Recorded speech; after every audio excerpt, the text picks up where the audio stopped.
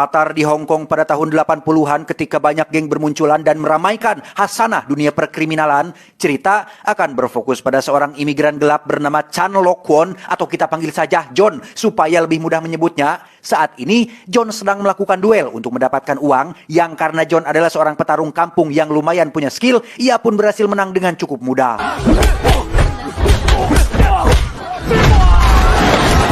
Dan inilah bos Triad, orang yang sengaja mengadakan acara gelut kecil-kecilan ini untuk mencari orang yang pintar berkelahi agar biasa ia rekrut sebagai anggota. Di mana saat John meminta uang hadiahnya, si bos tidak langsung memberikannya, tetapi menawarinya bergabung dengan kelompok Triad.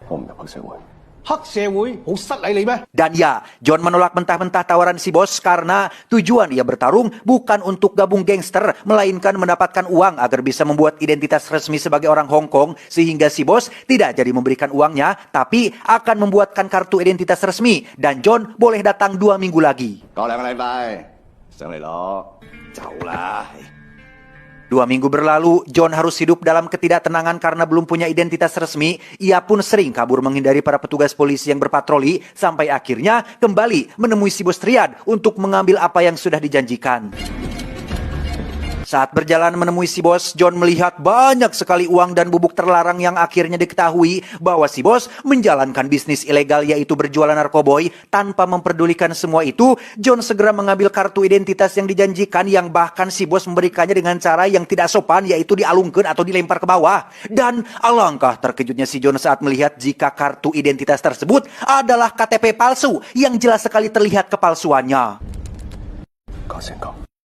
Ya, si bos melakukan ini karena kesal dengan si John yang menolak tawarannya untuk gabung kelompok Triad, di mana tangan kanan si bos yang bernama King ini pun mentoyor-toyor kepala si John sambil teriak beleguk.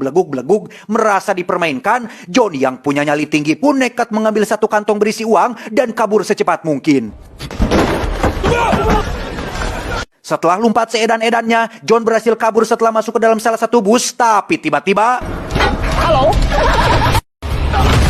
Ya, King dan 2 anak buah pun berhasil mengejarnya. 2 anak buah berhasil John kalahkan, tapi tidak dengan King yang sepertinya bukan preman sembarangan karena...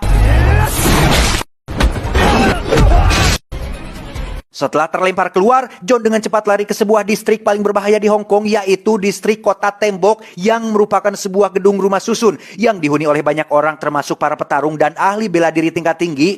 Sehingga melihat para preman Kota Tembok bermunculan, King tidak berani masuk mengejar si John. John yang sudah berada di dalam lingkungan Kota Tembok pun baru sadar jika kantong yang ia curi ternyata bukan uang melainkan bubuk terlarang, sehingga John yang sedang butuh uang cepat untuk bikin KTP pun nekat menjualnya ke beberapa warga yang sedang berkumpul, sehingga menyebabkan keributan setelah John dianggap sering berjualan di lingkungan mereka.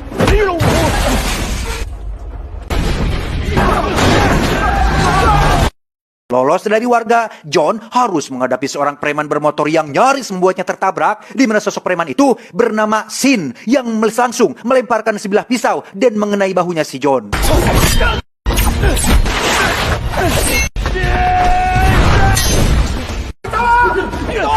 Lolos dari Sin, John pun kabur ke sebuah tempat cukur dan menyandra seorang pria tua yang sekilas tampak tidak berdaya, tetapi...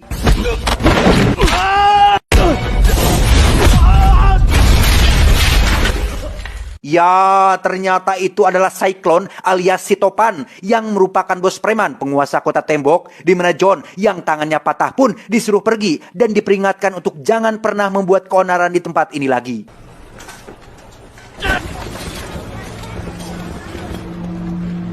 Menyadari di luar tidak aman, John pun memilih untuk tetap berada di lingkungan Kota Tembok dengan bersembunyi di antara sela-sela bangunan, di mana semua warga di sini ternyata adalah orang baik semua. Yang hal itu terbukti ketika John diberikan makanan dan minuman secara cuma-cuma.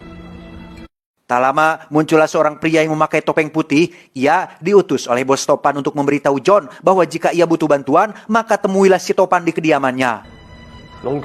Tiba di kediaman bos Topan, John pun dengan jujur menceritakan asal-usulnya yang hidup sebatang kara, merantau ke kota melalui jalur ilegal bersama imigran gelap lainnya, termasuk menceritakan perihal narkoba yang ia bawa bahwa itu adalah milik si bos Triad yang ia curi setelah kena tipu janji manisnya. Entah seperti apa karakter bos Topan ini, tetapi ia meminta kantong itu diserahkan dan mengaku bersedia menemui bos Triad untuk menagih apa yang sudah menjadi haknya si John. Tak seperti Bos Triad, Bos Topan adalah orang yang selalu menepati janjinya ketika ia benar-benar menemui si Bos Triad saat masih sedang tidur, di mana beliau dengan santainya menasihati Bos Triad tentang kejujuran dan selalu menepati apa yang sudah dijanjikan.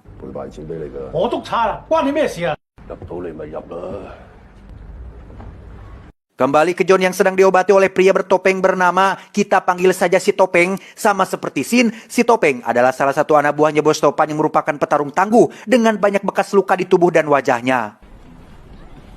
Sadar jika tempat ini adalah tempat paling aman untuknya, John memutuskan untuk hidup di sini dengan bekerja serabutan, mulai dari angkut tabung gas subsidi, angkut babi, angkut makanan, dan berbagai pekerjaan lainnya yang mampu ia lakukan.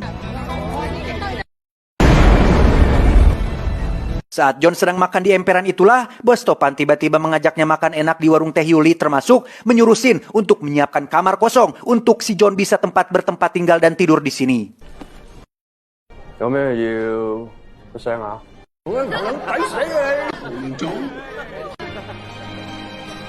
Suatu malam saat John mengantarkan barang ke salah satu tempat hiburan, ia tak sengaja bertemu dengan seorang anak kecil yang tidak pantas berada di sana. Ternyata ibunya bekerja di sini sebagai seorang wanita pengencerit yang kebetulan sedang dipukuli oleh salah satu pelanggannya. Tak ingin cari masalah, John pun mengabaikan hal tersebut. Keesokannya ketika John baru pulang kerja, ia melihat si anak tadi malam sedang berdiri menatap ke atas, yang setelah dicek, ternyata ibunya sudah tewas nyangsang di antara kabel bangunan setelah dijatuhkan oleh pelanggannya yang tadi malam.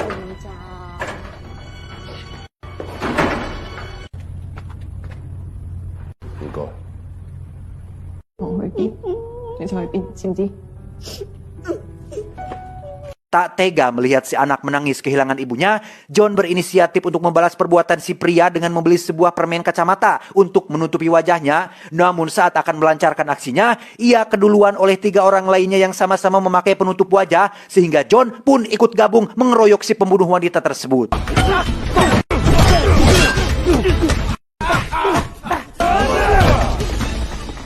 Ternyata ketiga orang itu adalah Sin, si Topeng, dan satu lagi bernama Master ke-12 atau kita panggil saja Samsulah supaya tidak belibet menyebutnya. Mereka berempat pun merayakan hal barusan dengan cara bermain mahjong bersama dan John mulai akrab dengan mereka bertiga.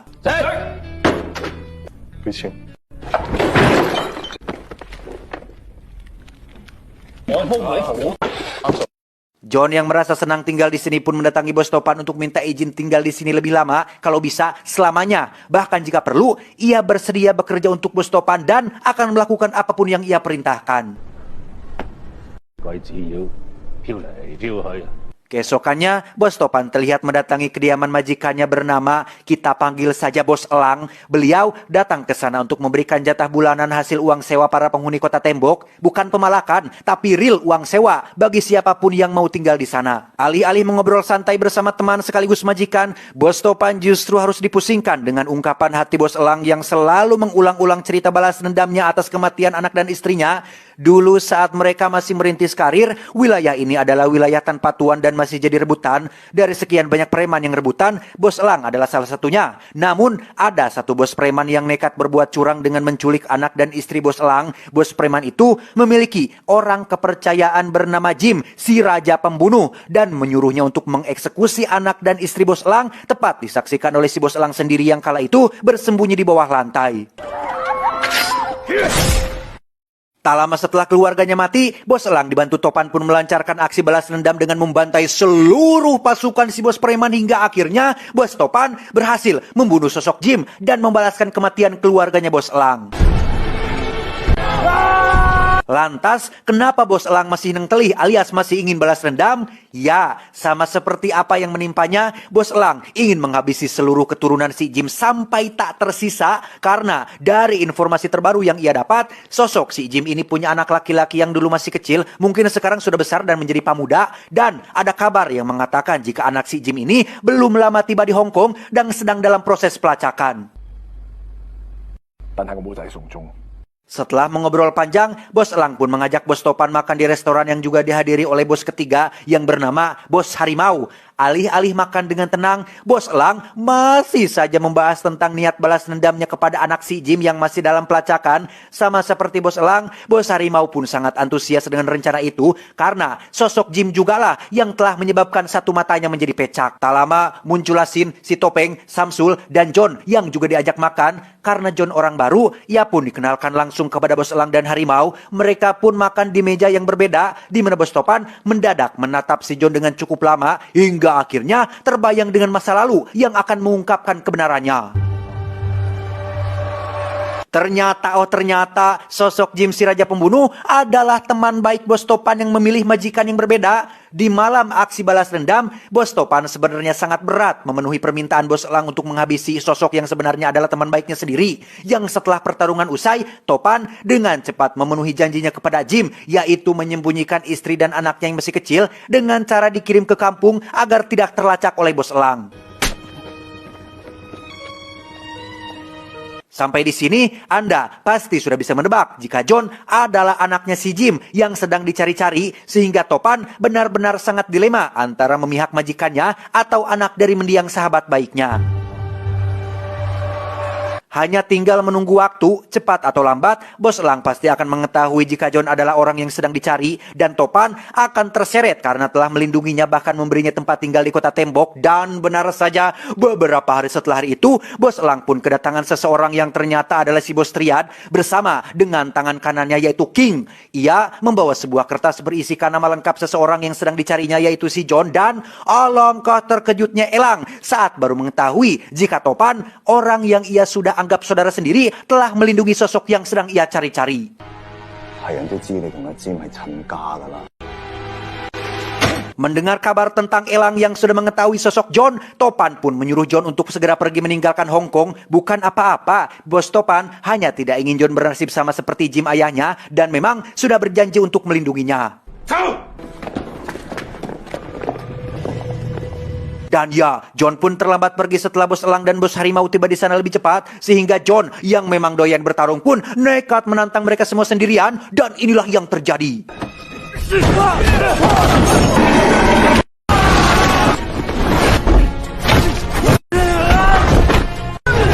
Setelah Bos Harimau kalah, kini giliran John harus menghadapi Bos Elang yang sama-sama punya ilmu bela diri tinggi, tetapi karena punya darah keturunan sang Raja Pembunuh, John akhirnya berhasil mengalahkan Bos Elang.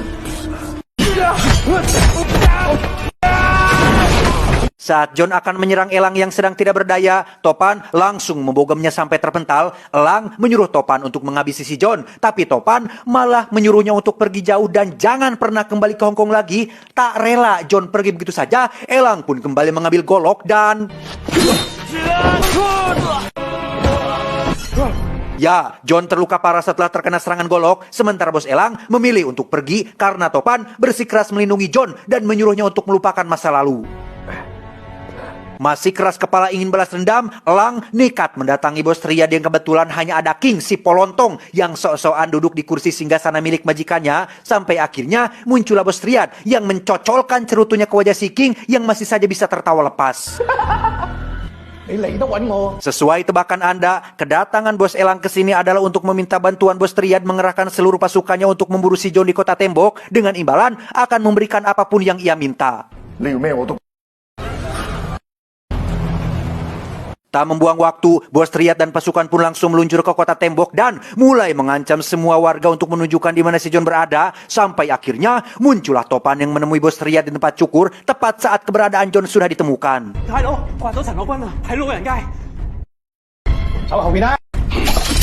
Sementara King disuruh menangkap si John, Bos Triad sendiri terlibat pertarungan dengan Topan, di mana pertarungan mereka lumayan epik karena keduanya tidak hanya menggunakan gerakan bela diri saja, tetapi juga mengkombinasikannya dengan tenaga dalam sehingga...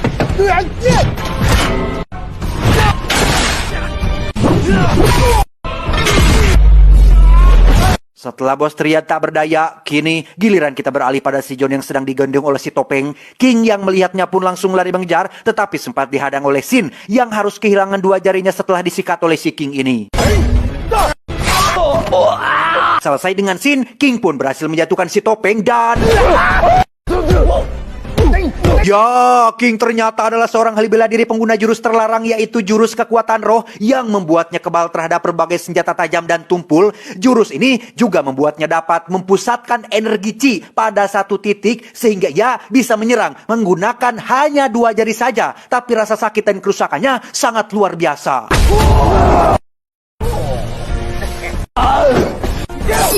Melihat 3 anak didiknya tak berdaya, Topan pun segera datang menghampiri. Namun King dengan cepat menikam perutnya, yang hal itu sebenarnya adalah bagian dari rencananya untuk mengurung King di dalam salah satu toko dan mengorbankan dirinya sendiri demi keselamatan mereka semua.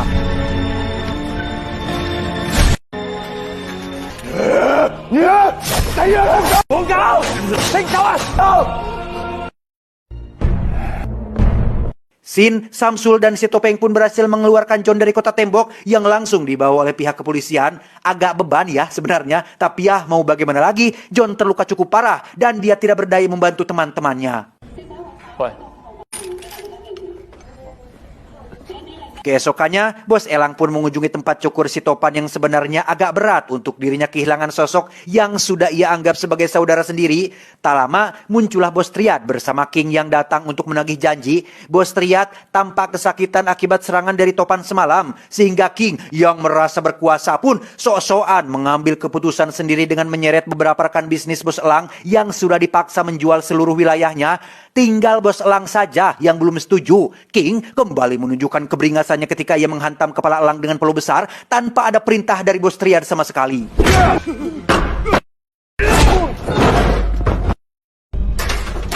Dengan fakta bahwa Bos Triad sedang dalam kondisi tidak sehat membuat King lebih leluasa berbuat apapun sesuai keinginannya. Bahkan semua anak buahnya kini lebih pro terhadap King untuk menjadi bos baru di kelompoknya.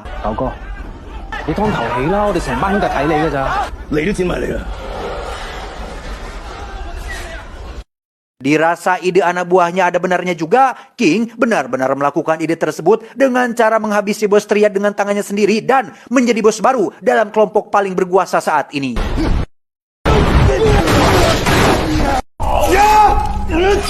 Kembali ke John yang sudah pulih dan sedang berada di penjara, ia akhirnya dibebaskan setelah polisi menemukan data-data yang menyatakan bahwa John lahir di Hong Kong dan berhak mendapatkan KTP resmi. John pun pergi menuju kediaman bos harimau untuk menanyakan di mana 3 temannya saat ini. Yang setelah diberitahu, John pun langsung meluncur ke lokasi tempat Sin, si Topeng, dan Samsul bersembunyi.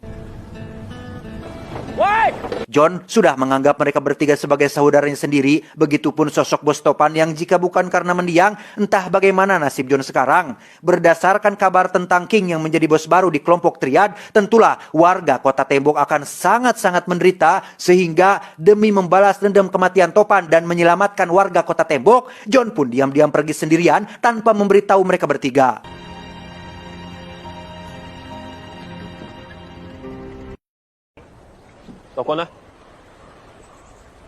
Dan inilah King sekarang menjadi penguasa baru kota tembok dan bos besar Triad di seluruh daratan Hong Kong. Ia sedang menyaksikan pertunjukan anak-anak didiknya yang juga menguasai jurus yang sama seperti dirinya, yaitu jurus kebal kekuatan roh anti sajam, anti tumpul, tahan api, tahan pukulan, tahan segala macam serangan, dan tahan terhadap rayuan pinjol yang semakin meresahkan.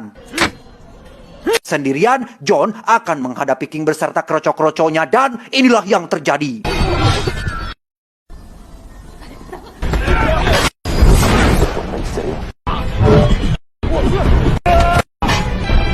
Saat sedang terdesak itulah muncul Sin dengan motornya, Samsul yang turun dengan talinya, dan si Topeng dengan tinju besinya yang kini sudah tidak mengenakan topeng lagi.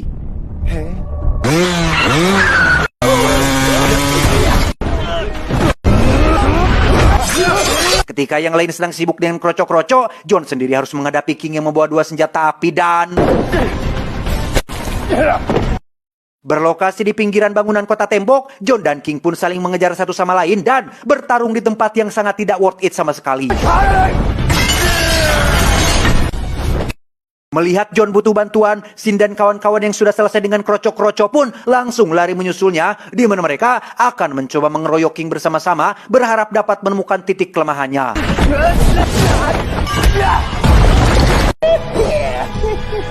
Menggunakan kabel, mereka berempat mencoba mengikat King dari 4 sisi, namun tenaganya jauh lebih kuat berkat pengendalian energi Chi yang sudah ia kuasai.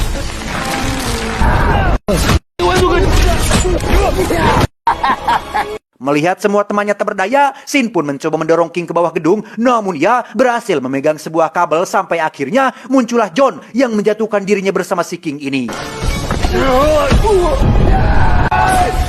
Pada posisi bergelantungan itulah, John mencoba mengarahkan sajam yang langsung King gigit sampai patah. John dengan cepat menutup mulutnya agar King menelan potongan sajam tersebut sampai akhirnya King berhasil terlepas dan naik kembali ke atas. Tepat saat muncul angin topan yang sangat kencang, disitulah John teringat dengan sosok bos topan yang sudah baik terhadapnya. Ia pun meraih sebuah kain besar yang terbawa angin dan berhasil naik kembali ke atas.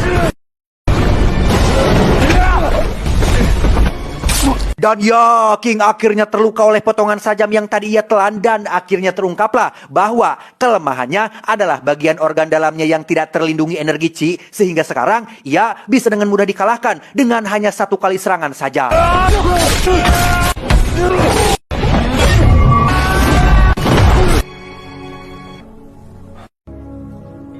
Setelah semuanya berakhir, mereka berempat pun nongkrong di atas bangunan tinggi memandangi kota tembok yang lambat laun akan dirobohkan oleh pemerintah. Banyak kenangan yang mereka punya di sana, namun pada akhirnya mereka harus mencari pekerjaan tetap yang lebih masuk akal daripada hanya sekedar gelut-gelut saja. Tamat, ending yang sangat mengebalkan. Pesan yang bisa kita ambil dari film ini adalah sekebal-kebalnya manusia terhadap sesuatu, ia tidak akan pernah bisa kebal terhadap yang namanya waktu. Ingat, waktu terasa cepat bagi yang bahagia, terasa lambat bagi yang tersiksa, terasa sesak bagi yang gundah gulana, dan terasa lama bagiku yang menantimu.